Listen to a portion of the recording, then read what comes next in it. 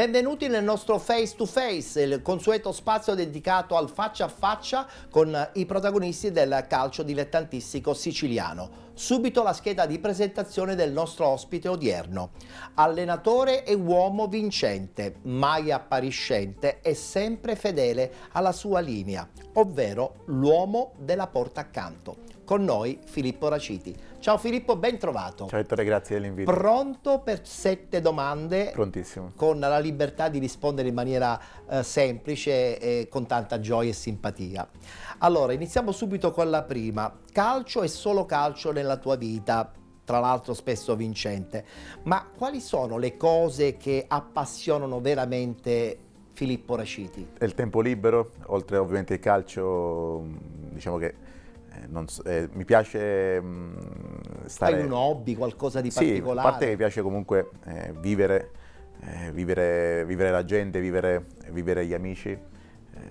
Hobby ovviamente non ho tantissimi hobby. Anche perché il tempo è sempre molto limitato. Il tempo è sempre tantissimo, invece il tempo è poco, perché il calcio si dice che forse il momento dove ti rilassi è quando sei in campo. È vero. Quindi quando sei fuori, forse... Però c'è sempre una passione personale che ti porti anche da quando sei bambino. Sì, ma diciamo che da sempre, sai, quei momenti liberi li ho preferiti sempre passare con le persone che vuoi bene. Più care. Le persone più care, perché sono secondo me quei momenti che rimarranno sempre, quei momenti oggi da non perdere. Soprattutto adesso che il valore della famiglia è diventato un po' velleitario alcuni momenti.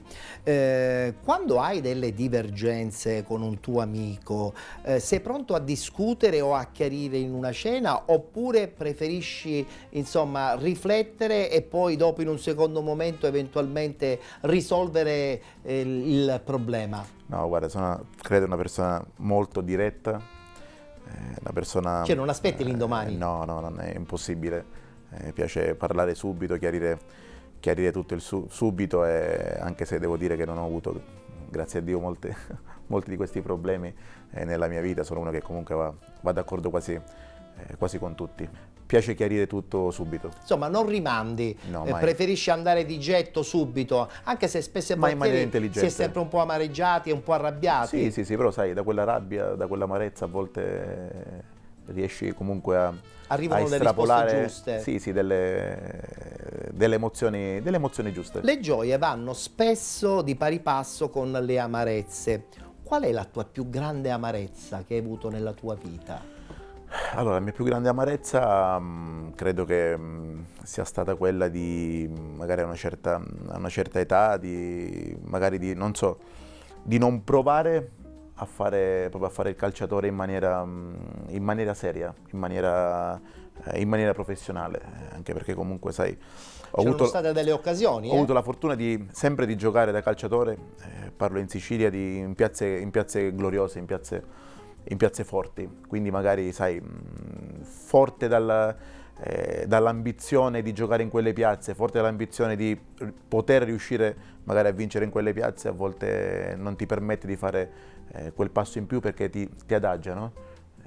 Ti fa stare forse tranquillo in quella zona comfort. E in quella zona comfort, se sai, quell'amarezza era quella proprio di oltrepassarla e magari capire quello che c'era fuori. Quindi poteva succedere tutta un'altra storia, nel senso che se avessi avuto forse quella determinazione in più... Mi sono accontentato tantissimo. Ti sei accontentato. Mi sono accontentato. Quindi mai accontentarsi, perché sennò si rischia poi di perdere. Ed è quello che non voglio fare da allenatore. Beh, l'esperienza ti ha portato giustamente a dare un altro significato alla tua carriera sotto questo punto di vista. Senti, riesci a scindere la figura dell'opportunista con la figura di un tuo presunto amico conoscente? No. C'è molto opportunismo spesso e volentieri da parte anche degli amici conoscenti. Sì, ma non solo nel nostro ambiente, ma credo che proprio nella vita in generale. L'uomo, si dice, l'occasione fa l'uomo ladro, È no? vero. Quindi questo credo che è inutile nasconderlo, credo che ce l'abbiamo un po' tutti. Essere opportunisti, magari c'è chi lo è di più, c'è chi lo è di meno, però credo che a volte, sai, l'opportunismo in sé, se magari viene abbinato a qualcosa di positivo, sì, che ti può far sia ambire, sia crescere non è da escludere, non è un male. Quello là, comunque negativo, quello che diciamo per far bene tu, far bene, Ecco, in far questo male agli caso altri, quello succede però che succede spesso e tantissimo e volentieri quello è qualcheduno sfrutta questa possibilità. quello è negativo e quello è da condannare perché Non va da nessuna parte, non va da nessuna parte, non va da non è giusto nessuna così. parte, è vero.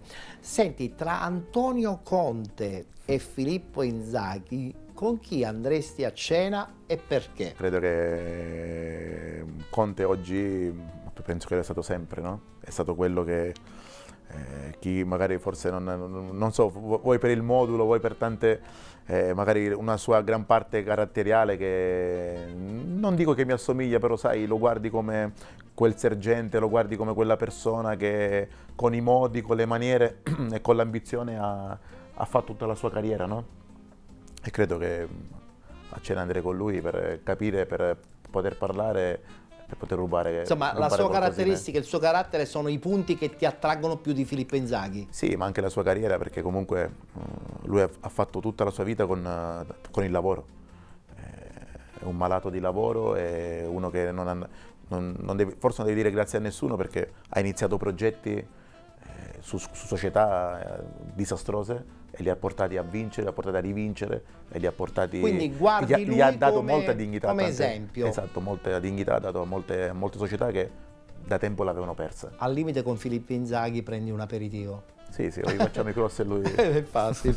Nella tua breve esperienza in Portogallo, cosa ricordi? Sono state più amarezze o più positività? No, molto più positività. È un calcio diverso, una mentalità diversa. Magari qui Perché poi, diciamolo pure, è arrivata questa possibilità, in questo caso cosa ha rinunciato? L'allenatore Raciti o l'uomo Raciti a rimanere in Portogallo? No, diciamo che non c'è stata una rinuncia, forse sono passi magari prematuri, sono magari situazioni dove questo arrivava nel mio secondo anno di allenatore. Sì. Quindi già quest'anno è il mio sesto anno, Sì. magari ho più esperienza o magari più gestione al di fuori del campo che dentro il campo, perché comunque credo che l'allenatore deve essere ormai a 360 gradi, deve essere una figura capace. È stata un'opportunità che giustamente hai comunque oggi devi essere forse, proprio devi lavorare a 360 gradi, devi essere un manager. Sì. Ormai il ruolo dell'allenatore sta andando un po' più su quello manageriale ormai, sì. Quindi sai. Soprattutto nel calcio europeo. Esattamente, 6 anni fa, 5 anni fa c'erano magari da gestire situazioni extra, situazioni dove magari oggi non dico che sono bravo, però con l'esperienza riesco a gestire magari in maniera diversa, però credo che, non ti nascondo che lavorare all'estero con la mentalità europea oggi è tanta roba. Diciamo che hai tratto qualcosa che adesso ti stai portando nel tuo bagaglio tecnico. Moltissimo, perché sai, lavorare con stranieri, anche se in Italia al momento ce ne sono tantissimi, vedi argentini, spagnoli, sì. Quindi il calcio ormai si è andato un po' più sulla globalizzazione. Anche e soprattutto nel dilettantismo. Quindi dico che magari lavorare là con 24 stranieri mi ha aiutato nel tempo a poter andare a gestire quelli che adesso sono gli stranieri. Mi fai capire quindi che se una proposta arrivasse adesso ti sentiresti decisamente più pronto? Sì, c'è un po' di esperienza. Un po' più di esperienza. Sono 4 anni in più. Certo, quello fa tanto. E quindi potrebbe anche succedere. In questo caso potresti anche pensare di accettare. Sì, però bisogna gestire tante cose. Tante situazioni che dove magari prima erano un po' più facili, adesso sono un po' più difficili da gestire. Infatti. Quindi meglio rimaniamo intanto su dove ci stiamo lavorando e cerchiamo di lavorare sempre bene. È una domanda quella sul Portogallo che si lega secondo me anche con la prossima che chiude il nostro face to face. La tua domenica perfetta, senza pallone, ma con la famiglia probabilmente. Come fai a gestire questa cosa senza guardare neanche il cellulare? Ovviamente senza calcio la domenica penso che si sta malissimo. È difficile perché comunque la nostra domenica calcistica forse abbiamo iniziato all'età di 5-6 anni. Fino a 41 però è anche vero che c'è un periodo in cui comunque sono quei periodi dove sono quei altri periodi senza pallone. Sì, ma non pensi sempre a quella domenica che cosa potesse quindi il cellulare lo continui a guardare. Sì, magari controlli, no? Magari se il campionato è fermo ovviamente ti rilassi pure gli altri giorni perché non ci sono partite, ma segui sempre tante dinamiche nel calcio, perché il calcio quelle dinamiche non finiscono, È vero. non finiscono mai, però poi ci sono anche quelle domeniche, quei giorni dove magari la famiglia. di libertà, dove preferisci passarlo con le persone che ti fa piacere, passare quei giorni, quindi sono le persone che hai a cuore. Chiaro, è logico. Tra l'altro la famiglia dà quell'equilibrio fondamentale anche quando non è presente, no? Sapendo che esiste comunque un riferimento ti aiuta ad avere equilibrio anche nella quotidianità. Sì, ma la persona che ti fa stare bene, tutti abbiamo, diciamo, quelle persone, no, indipendentemente dagli affetti, dagli amori, no? Chiaro. Quelle persone che ti fanno stare bene, però credo che c'è la voglia e il piacere poi di magari trascorrere, di passare quei giorni insieme a loro. Esatto. In bocca al lupo per tutto. Viva il lupo, grazie. Grazie. Sempre. A Filippo Raciti, l'ospite del nostro Face to Face. Appuntamento al prossimo.